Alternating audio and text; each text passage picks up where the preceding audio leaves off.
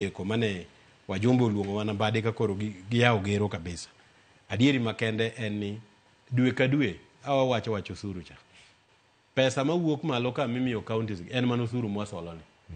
No, ka dwe yudo 200 kata 190 billion emi yudo dwe ka dwe. Wawene wach ni 200 billion. Go weekend emi chulo gi interest kao 130. Idong gi 70. Poki pogo ne counties. Poki chulo msachi jotich. Nyaka ng'iol e kangi. Koro miyo oken kama yota hinya. Omiyo seche moko onyalo deko gi dweche ariyo adek ikoni asechoko makama wa aming'ane. Achaka choko makama aming'ane. Bang' kama adonjo kama.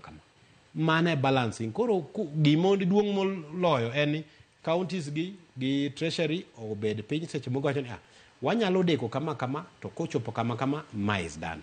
Until kinde makoro weche gi oseriere maber. Mane ka wanyalo bedo gi lwasi makare. En mana ni gima ba ng'eyo. Nyaka ne devolution chakre. Ka pes county oruko higa mochopo higa machielo. Tiene no nego mi pesa monego mi kochopo dwe mar auchiel tarik 30 okalo. Kamoro kalo mana gi dwe achiel ariyo.